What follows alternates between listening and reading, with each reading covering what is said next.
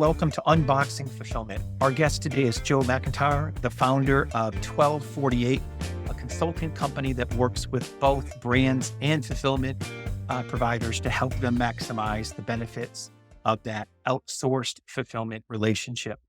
Joe, welcome to the podcast. Chad, thanks for having me on. I'm really looking forward to the conversation with you over these next few minutes.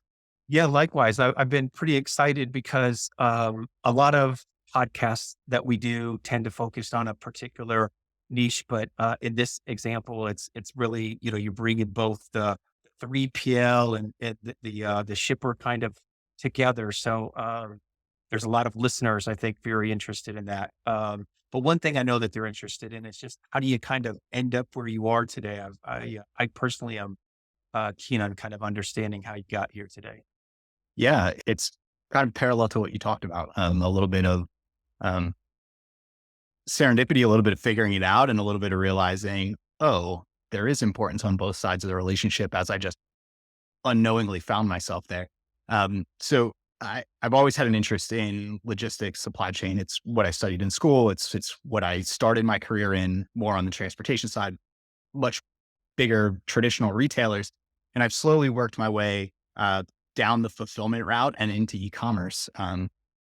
And it was at my last opportunity before I started 1248. I was working for an Amazon aggregator, or I guess everyone is rebranding now into CPG accelerator, whatever they want to call it. But that's where I really started to see the shipper side of the equation. And when I was helping run supply chain logistics and operations there, I had this unique opportunity to see a bunch of different D2C brands, really, really cool brands doing really great things, and also see all of the 3PL relationships and decisions that they've made. And when I paired that with the last 10 years of my experience in warehousing and fulfillment and distribution, just had a bit of this aha moment of everybody seems to be mad at each other, but everybody needs each other. And I think we can figure this out. And that was the hypothesis for me to go out on my own with 1248. But really what I enjoyed the most was seeing people who are building really, really cool things, whether that be a D2C brand or their own fulfillment company. And we're really close to getting it over the line that I wanted to help where I could. And I think I've been helpful for most of the people I've worked with. I hope that that's what they would say. But yeah, it's been a really cool experience to do that. And I think it's what's going to help open up the next round of growth for these D2C companies as we come out of this COVID bump and head into whatever's next. Listening to you talk, it almost feels like a marriage counselor in a way, like, they need help and you're kind of bringing them together and helping them both out throughout the process. Did you know it was when did you kind of realize there was a problem, not a problem, but the opportunity between the shipper and say their fulfillment partner? Did something strike you particular? I mean, other than just, there's always been a little bit of conflict or, mad at one another, but what struck you to really take it to the I don't know if it was one thing in particular as much as it was, I started to see a trend, and it wasn't always the same thing over and over, but what our company was doing at that time was acquiring e-commerce brands. We're looking at brands that we wanted to acquire, and then integrating them into what we were doing. So we were getting this really intimate look at their operations and the partners that they were using.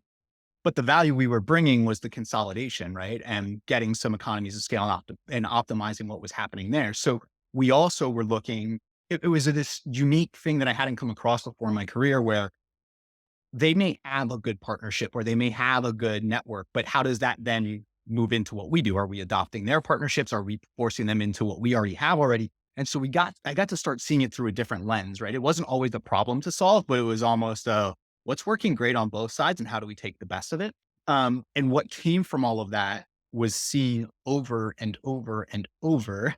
And this is a little bit behind the curtains, right? As you're talking to somebody who's trying to sell their business and they're trying to get the most that they can in their valuation, it's start to try to explain, well, this would be better if this or that, or our profitability would be higher for 3P. And we started to hear that over and over, and we would look, and there were some bad 3PL partners in there. There were some people that maybe weren't the best operators, but there were a lot of really good companies that I had either had experience with previously or unknowingly to that seller we were already using, or whatever the case may be. And we would hear what was going on. I'm upset because they can't do X, Y, and Z. Oh, I'm upset because the value isn't there. But really what it was just two people who wanted the same thing that were just in different paragraphs of the same page of the book. Right. And it was pretty interesting. And it's funny, if I can go back for a second, you said it kind of sounds like a marriage counselor. When I decided I was going to go out on my own, I was actually talking with my wife, and she was saying, well, what is it that you're gonna like do? And I said, well, there's a lot of people out there that are matchmakers. I want to be the person that gets them ready for the match, right? Like a matchmaker's only great if the match works, but somebody's got to get them prepared to go on the date. And that was kind of the starting point from where I went out to say, hey, let's go try to do this and help both sides of that equation.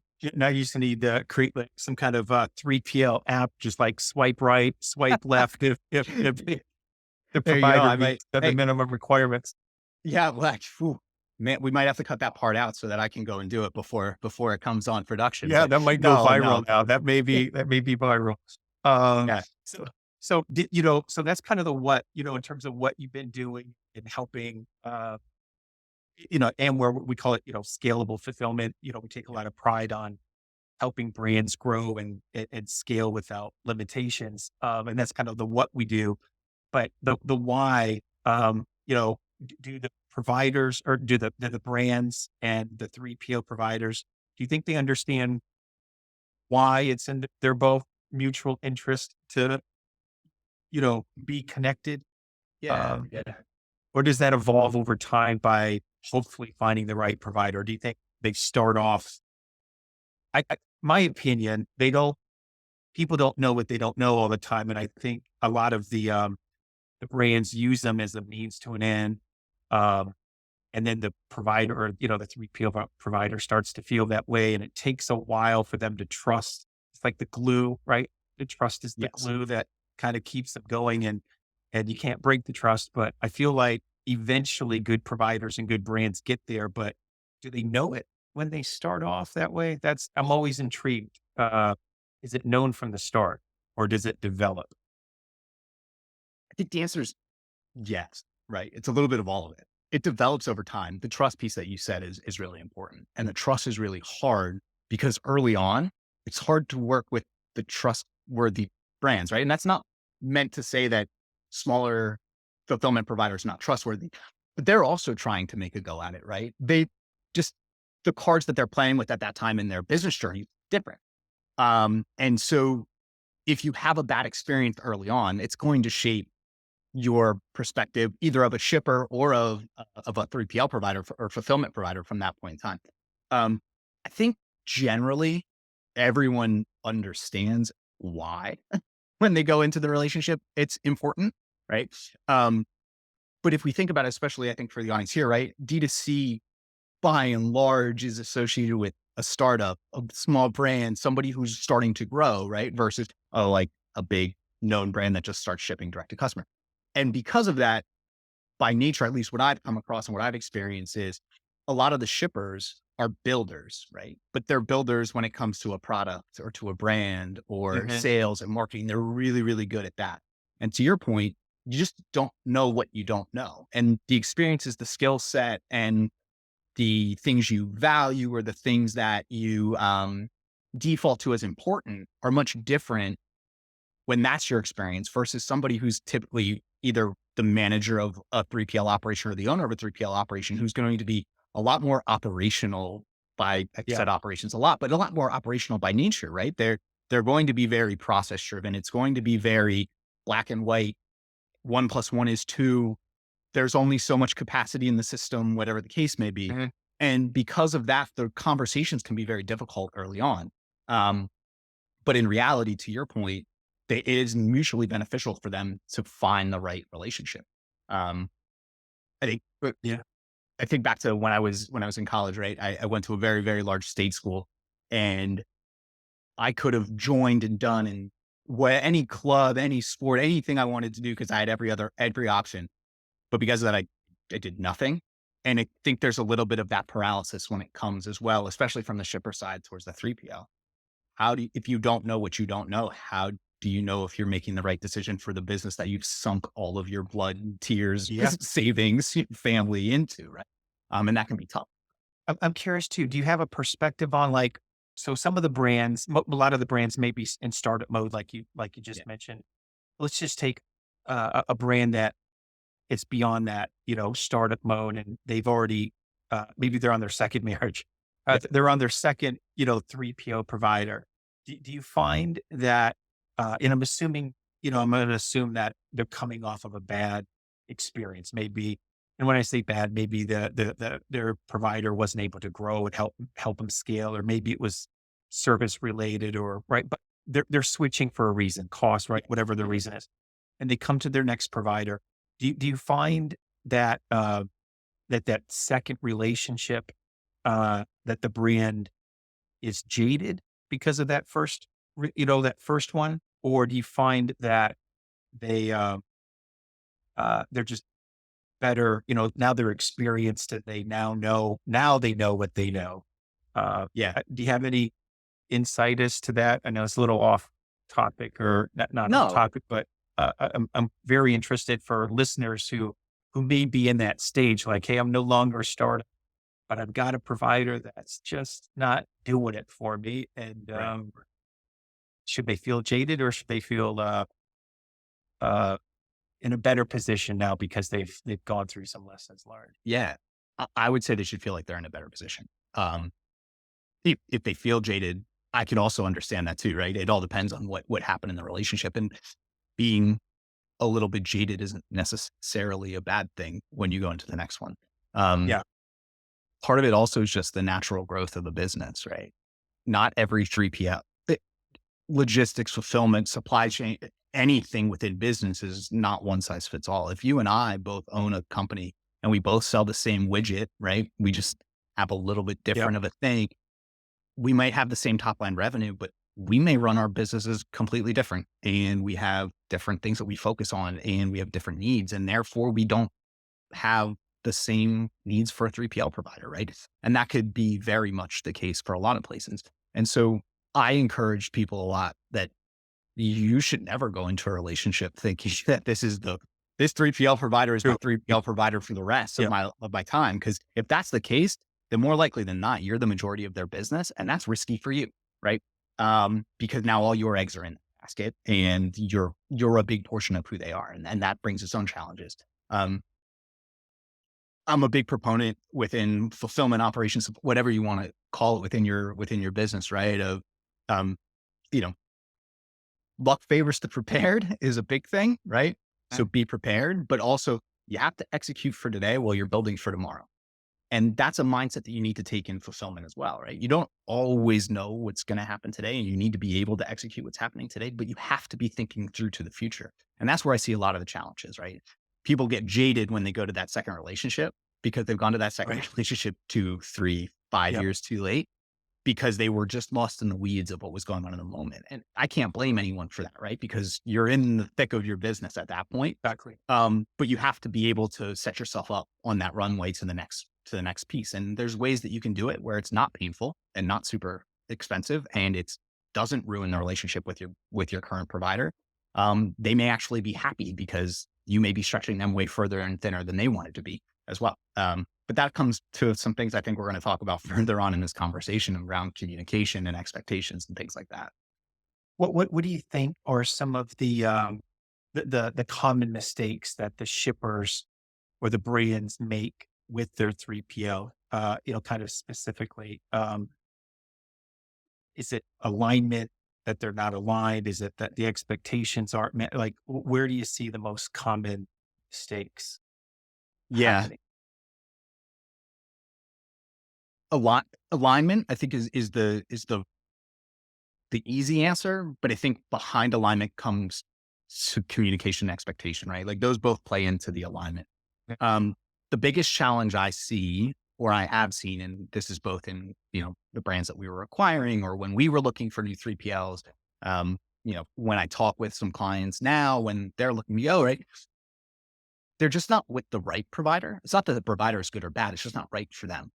Um, and that is often because they're chasing cost versus looking at value proposition. Value, and Right. it's transactional.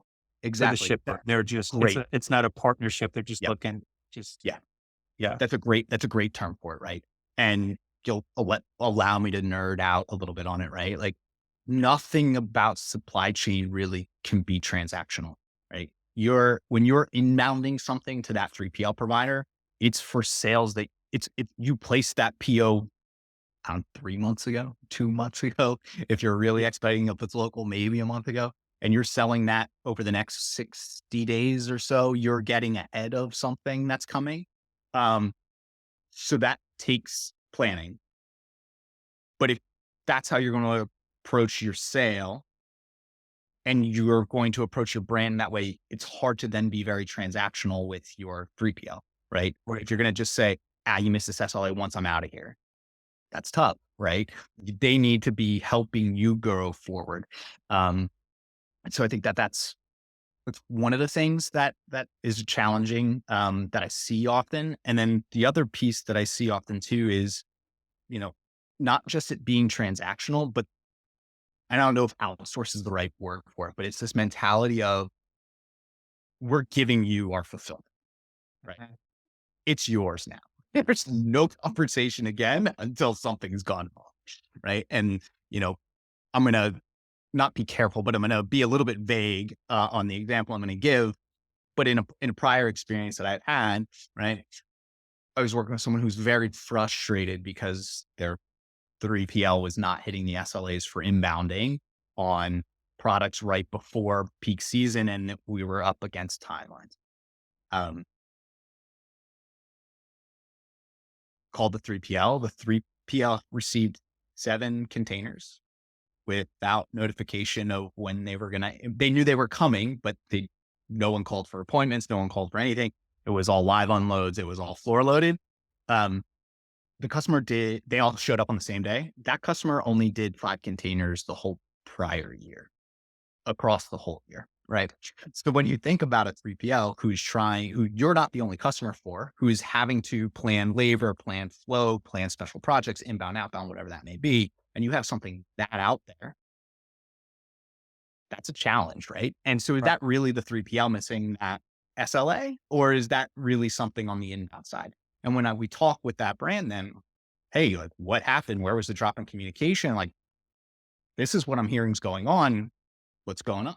Oh, well, they should just know because we always peak at this time of year. And we told them that we were launching a product. Okay. Did you tell them when you were launching the product? No, but they knew it was coming in Q4. Well, November versus October versus December 24th. It's going to be a little bit different for some people. So, it's just that mindset that I see people trip up on a lot. And it comes back to your point, right? Not malicious in any intent, but people just don't know what they don't know. You can't really push it out. You gotta be involved when you're hiring that 3PL or you're contracting with that 3PL. They're a contractor for your company. They're a fractional support, whatever that may be. Yeah. So you have to treat it that way. They should be in your meetings when you're talking about volumes and promotions, or at least getting the update that they need so they can plan effectively. If it's set it and forget it, It's not going to work. then I'm hard pressed to look at a 3PL and say, hey, they're the ones that are causing the issue here. Do you think, Joe, some of like just the advancements of, I'm not talking automation. I'm just talking more like tools, when you were using the example of the doc, or the inbound, the unscheduled ASN or the unscheduled. There's just so many more tools and doc scheduling software programs, all this. Do you think that has made any material improvement in the way of communication? Whereas before it was probably very manual. Hey, I'm going to send you my inbound schedule. But I just went back years ago as yours, like when you're telling this story, I'm thinking, man, 5 years ago, that was like a that was a reality all the time. The flow was not good. Trucks would show up. It wasn't always scheduled neat. And, but nowadays you've got different like dock warehouse systems and dock management systems and, how the orders get put in. Do you think that has helped or have you seen where that's helped, or is it still not really moved the needle much? No, I've seen where it has helped. The places where it has helped the most is where the 3PL provider has also held a very high standard, right? We talked about expectations Right. also on Yeah. it. I'm a big proponent of software, but software is only as good as the underlying processes that are there, right? So if you drop, and that's coming back to what shippers being jaded, right? If you're going to charge me a Yeah. WMS fee or a fee because you put in this new system, but the system's making my life more difficult because you rolled it out poorly, that's a really bad shipper experience, right? But at the same time, if I'm going to see the value of it because now I don't have to go back and forth 6 times. I don't have a trucker calling me because they couldn't call you because they couldn't do whatever. Yeah. And I just know someone on my team needs to take 10 seconds to put in the information I need in the system and you've made it simple for me, then it's great. I think that has made life a lot easier. The challenge is in the small and the mid market, both on the shipper side and the 3PL side, how do you, when you're running a lot leaner in terms of cash flow and headcount and administrative prowess, how do you justify that investment in time and in money while also executing for today? Right. Yeah. Yeah. And I think that's where you see the missteps, and the people who do it really well do it really, really well. And so that's something to think about as a shipper. Do you want that? Do you need that? What does your side of the equation look like when you're having to interact with your 3PL partner? On this issue of forecast, I tie it to forecasting, like going back It again is. to the dot. How good are the brands at forecasting you represent? How good are the 3PLs that uh, providers that you represent are at Yeah. forecasting? Is it getting any better? The fulfillment providers are only as good at forecasting as their brands are, right? Because they're dependent on that information, right? I think when we talk about forecast, it's a broad topic. Good at it is it? Yes, you have lower people who have lower bias and better accuracy. Um, a lot of the people I'm working with are on the smaller end of the spectrum, at least from a brand standpoint. And so when we're talking about good there, we're talking about binary. Like, are you forecasting or Yeah. not? Yes. Right. Yes or no? And I was talking about this with someone the other day, which is, if you want to be your 3PL's favorite customer over the next 3 months, like just give them something. And if it changes, just let them know. But that at least give them a line in the sand to start their fulfillment process and their forecasting. Their forecasting is different, right? They're forecasting labor, which then comes back to their cost and what they're charging you versus you're forecasting your demand. And no forecast is going to be 100% accurate. It's just way too many variables. We have no idea what's going to go on, right? But having something and then putting in some, you know, basic but standard forecasting techniques, right? Like, okay, let's have a buffer. Let's think about what our MOQs need to be and when should we reorder. And, if you forecasted 2,000 units in November and 2,000 units in December and it ends up being 3,000 and 1,000, if you have the rest of your system right, you may need to trigger some orders at different times, but you're probably not ripping your hair out on Black Friday morning going on in trouble, right? Yeah. And so you have to understand your risk tolerance as well. I would say brands are getting better at it. There's a lot of good software out there now that can at least help with the basics, and you don't have to have a background in statistics or a background in forecasting to really make it work. You just need to understand your level of risk tolerance, what your cost impacts are going to be if you're carrying too much or too little, and how much of that you're willing to take on. So another kind of topic of curiosity of mine is, I think a 3PL as a general comment always I feels like knows where they stand with their shipper or brand. There's a QBR, there's a scorecard, there's a metric, there's a phone call, there's escalation. It's like at Anywhere, like, aside from, surveys that we send out, which by the way, if anybody's listening, that's an Anywhere customer, make sure the surveys get sent in, please. Oh wait, I think we've already passed the deadline, that I mentioned, but anyway, so you always know how you feel, right? I mean, I always know where I'm at, aside from the surveys, kind of fill in some color. If you're a brand though, how do you know, or shipper, how do you know how you're doing with the 3PL? Um, do you find that the brands and if you're a brand listening or a shipper listening, I think that's something to probably think about, because a lot of times it may be not one way, but creating touch points to try to learn to get better the opposite way. Do you have Yeah. any examples or perspective on how good shippers have created that communication flow? Yeah. I love that you brought this up, the two-way piece of it, right? I have an example of where it worked well. I have an example of where it just made it help us go from not good at all to doing better. But it's incremental progress. I don't think, and I don't see shippers doing it enough of Mhm. soliciting the feedback. And it comes back to the mindset of, by and large, the default assumption is the relationship between a shipper and a fulfillment provider is transaction, right? So it's, you missed your SLA, not what did I potentially do to make that SLA not Yeah, get to met, contribute to that right? miss. Yeah. And so that is what I encourage brands to do a lot. Um, it's a lot easier. Like, I'm going to use a bad analogy, but it's a lot easier if like your front door hinges are broken to just spend the time to figure out how to fix your front door than to just sell your house, buy a new one and move. So that's what I try to help them understand. Um, and the two examples that I use is, and I'll use names for this one because they're big companies. And this was a long time ago. But in one of my first roles, I was doing carrier performance, and carrier management for Dick's Sporting Goods. And one of our big providers at that point in time for transportation was Swift. And when we say big, they were big in terms of the amount of volume and the amount of spend that we had with them as a large shipper because they were supporting the Nike account. It's a big deal, right? That's a lot of volume.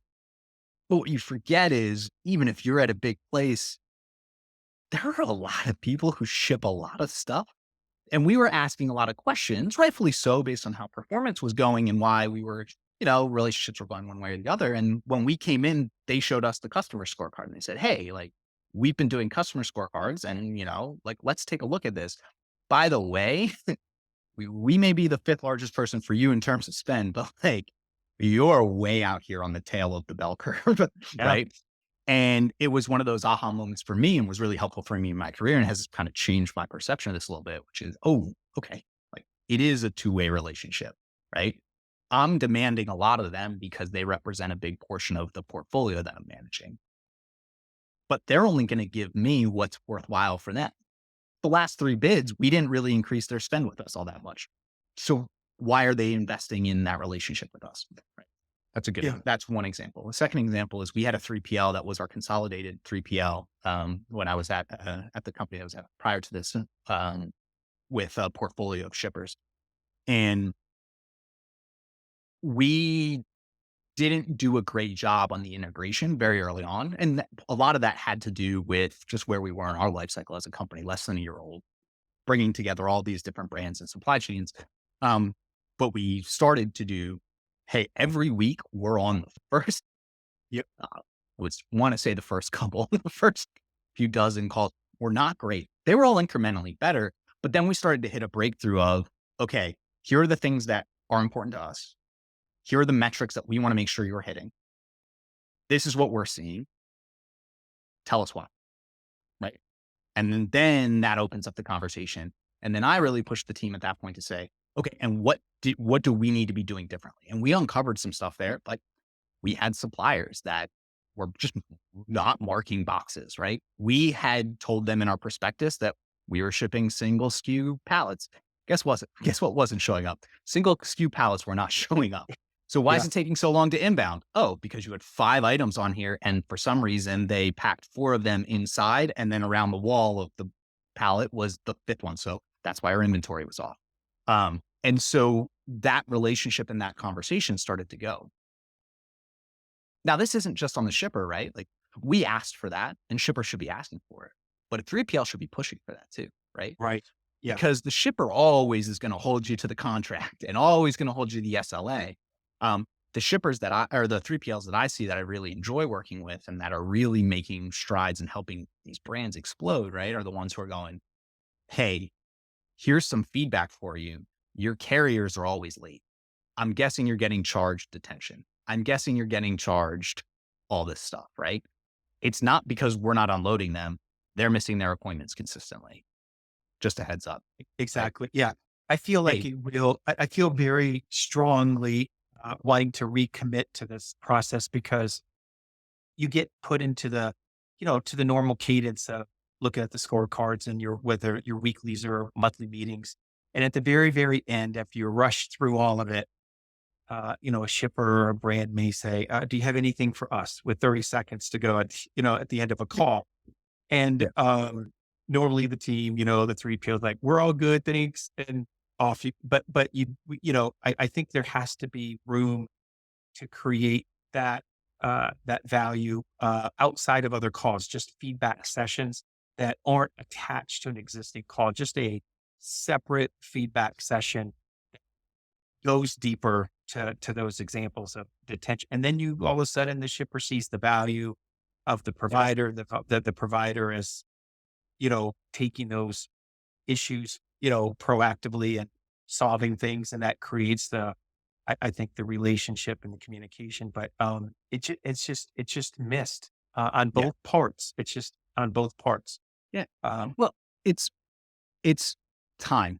It's time away, yeah, right? It's tough conversations because you're talking performance. But it's an investment in your business. I mean, we've talked about it a lot, right? It can't be transactional anymore. It needs to be partnership based. It needs to be relationship based. You have to nurture that. Um, especially for D2C shippers, you don't have a brick and mortar presence, right? Like your fulfillment partner is the only physical connection between your customer and the checkout experience. From when they send you money and check out at their cart, right, to it showing up at their house, you're at the mercy of everything that fulfillment provider does, right? A mispick, broken package. Uh, wha- I'm a company that has, really pushes sustainability, but my product just showed up in a box that's 4 times the size of what it needs to be with all this extra plastic dunnage. That's not a really good customer experience, right? yeah, And so how do you really go through that? And I think your point is spot on. It's got to be a balance between here are the calls that are our tactical SLAs. Here's your update on volumes. Here's the update on marketing things that are coming for sales spikes for your planning. And let me come and see the warehouse and feel what's on the floor and see what's going on. And let's get lunch and let's talk about, hey, how is the relationship going? What do you have coming on? Oh, you're opening up a new facility. Oh, you're about to bring in some robotics. Oh, you're testing this product. Oh, that's awesome. We'd be interested in doing that. Oh, we're looking to acquire a brand and therefore we're going to double our volume, or we're about to expand, or whatever the case may be. You learn a lot in just that conversation, right? Um, and that's what we tried to push to a lot. When I left the company I was at before this, we were really starting to turn that corner where we were getting mature enough as a company that we could, okay, these things are working. So it's not firefights all the time. And we're going to commit to this get because it we on a understand it. schedule. Yeah, Right. And there's a lot of brands that are out there now that may feel like they're not at that depth yet, that they can't do that yet, but they are. And when they commit to doing that, they're going to start to see these doors that start to move and these opportunities that start to right. open up and the growth start to happen. Right. And it may cost a little bit more when you look at the P&L, right? You may have a little bit more charge there, but you're also going to see a top line that's going higher. And you're also going to see throughput that's going faster. And you're also going to have a better response when you go Less and you start to claims, negotiate your less rates. return, all that stuff. Yeah, Right, exactly. shortages, all of Now it. you're a Yeah, shipper they want to work with. So when you come and say like, hey, I'm getting pressed right now. I really need a 3% discount on what this fulfillment rate is, or I need to renegotiate. Well, now you're negotiating in good faith. And now they know that you're a partner with them, and the opportunity for them to be open to that conversation is way different. value starts to get created. Yeah. So Yeah. one other topic, just before our time's up a little bit is Yeah. I know you bring brands together, the matchmaking, and I think probably shippers will provide you some general guidance. I would imagine what's the criteria. You may offer some of your own painting with the broad brush here, but is there a particular set of criteria that you always educate a shipper or direct them toward that's more important than another? I mean, we talked about partnerships and, Yeah. capabilities, but is there one that you really hone in on when you are evaluating 3PLs and say that this, all things equal, right? Yeah. Capabilities and solutions, but this is why this provider may be the fit for you. So one that stands out. Yeah. I wish I had a silver bullet answer for you on that. Um, I don't, because it's going to be different for everyone, right? There are some people that are going to value speed, or their business is set up for quick turnover, right? They're inbounding a lot, they're not holding it. And so you need somebody who's going to be able to fulfill quickly, almost crop stock for you. Other people may, you know, whether for whatever reason, maybe purchasing twice a year, large chunks. And Yeah. so they're going to be holding a lot, right? And so what I really encourage a lot of the shippers that I work with are two things. First, they really need to know their own business first. What is your business design like? Are you designed for speed? Are you designed Mhm. for um you know, fewer orders? Do you have really tiny light products? Do you have super large bulky products, right? What's the Because if profile of your organization or correct. where you're Yeah, headed? And how does that 3PL exactly. fit within it? Yeah, Scalability. Yeah, yeah. exactly. You need to know that, right? This is going to sound harsh, right? But when you're talking with the 3PLs, they're trying to close business. And the 3PL should also be trying to bring in people that fit what they do, but Yeah. that's not always That's going a to be the great case. point. It's a great point. Know yourself. Yeah. Right. And Yeah. so they could ask you a lot of questions and you may not know the answers. And then they're just going to price it that way. And you may go, but the more you know yourself and the more you know what's there is going to be the most important. So I spend a lot of time of what do we care about right now? What is our business designed to be right now? Is that what it's going to look like in a year and a half from now? Because I don't want you to have to do this again in a year and a half from now.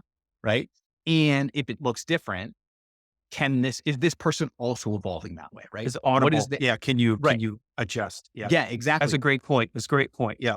Yeah. And so that's one of the things, right? So if you're going to go, let's call it an FBA business, right? If you're an FBA business and you're going to go to an FBA prep center, that's awesome. That's probably going to be really good for you. But if your aspirations are in 12 months to then also start doing B2B, well, if that FBA prep center can't do B2B also, you just added a second supply chain, right?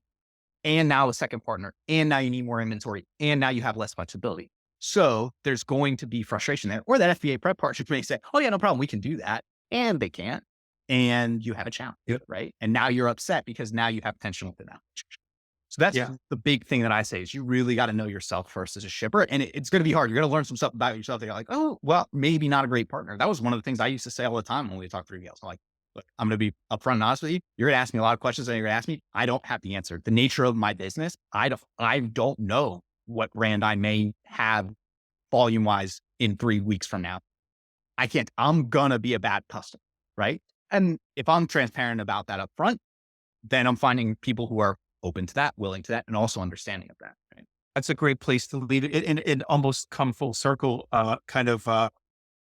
we don't know what we don't know. I mean, Right. if a brand doesn't know who they are, they may have a bad first experience because they selected incorrectly and until they learn and grow from that. Well, that's awesome. Joe, can you, just for the audience, maybe Yeah. let everybody know where they can, find you, or 1248? Yeah. You Definitely. direct them to the website or LinkedIn or? Yeah. 1248 and everything you need to know about 1248, you can find at www.twelve48.co. And there's information there about how we help brands and how we help 3PLs. And then some background about myself. And then I'm extremely active on LinkedIn. And you can find me by searching Joe McIntyre, 1248, both will direct you back there. Or it's / Joseph McIntyre 7, and that'll take you to my profile. Wish I didn't have such a common name because it's like 50 characters to type in, but that's what we got. So That's all right. We'll leave the link. We'll have the link in the podcast. Well, thank you, perfect. Joe, and sincerely, and thank you for all of our listeners for listening to Unboxing Fulfillment. That does it for now. Stay safe, everyone.